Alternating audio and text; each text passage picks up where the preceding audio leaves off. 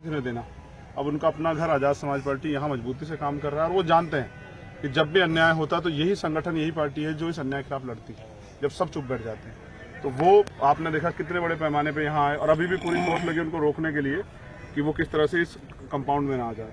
उनका प्यार और उनका विश्वास आजाद समाज पार्टी को ताकत दे रहा है। दिन प्रतिदिन आजाद समाज पार्टी मजबूत हो रही है। हमारा प्रयास है आदिवासी, दलित, पिछड़े, अति पिछड़े और जो अल्पसंख्यक समाज है उनको इकट्ठा करके उनको राजनीतिक शक्ति देने का समय आ गया। किसान का मेरे मिलकर लड़ाई 200 सीटों पे चुनाव लड़ेगी। इसका फैसला हमारे प्रभारी और अध्यक्ष सर उदयपुर में जो घटना हुई लगातार फैसला जो है ना वो पार्टी का फैसला है। सर उदयपुर में जो घटना हुई, पार्टी का एक वर्कर हूँ।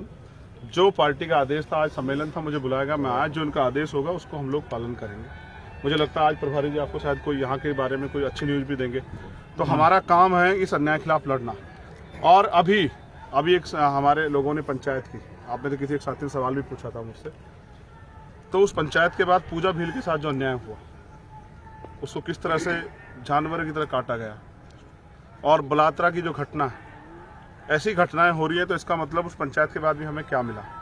और वोट का अधिकार बाबा साहब ने हमें मांगने के लिए नहीं दिया कि भाई हम मांगे किसी से। हमारे लोग उनसे मांग रहे हैं जो खुद अपनी कुर्सियों के लिए लड़ रहे हैं। हमारे लोगों को चाहिए कि वो अपनी ताकत बना ले। तो मैं उन सब साथियों से भी कहूँगा जो इधर उधर घूम रहे हैं कि वो भी आके हमारे साथ खड़े होकर ताकत बनाने में मदद करें।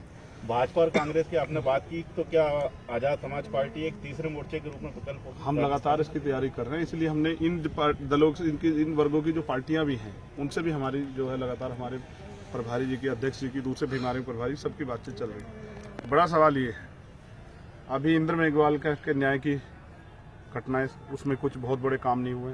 जितेंद्र मेघवाल के परिवार को अब तक न्याय नहीं मिला है। कार्तिक भील का परिवार 2.5 महीने से 3 महीने से ज़्यादा हो गया, सड़कों पे धूल फाँक रहा है।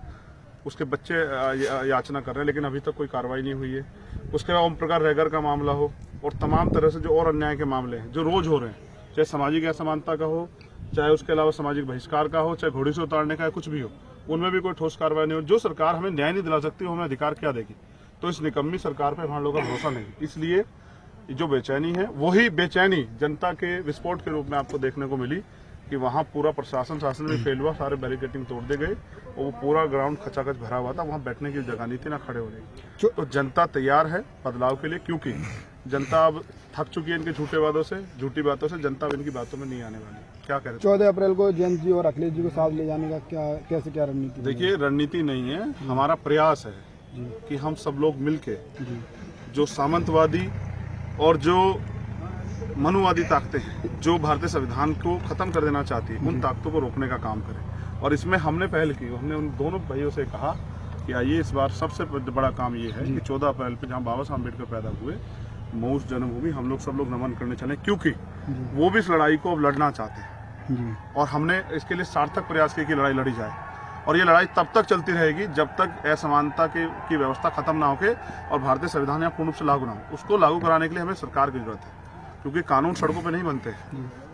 तो कानून विधानसभा में, लोकसभा बनते हैं। कानून बनाने के लिए हमें राजनीतिक शक्ति चाहिए। इसलिए हमारा दल और बल दोनों मजबूती राजस्थान में काम कर रहा है। आप देखना, जिस दिन 7वां सम्मेलन होगा, विपक्ष घुटने टेक देगा, क्योंकि बड़े पैमाने पर लोग उस सम्मेलन के साथ खड़े होने वाले। प्रभारी जी साहब कुछ कहना चाह रहे हैं।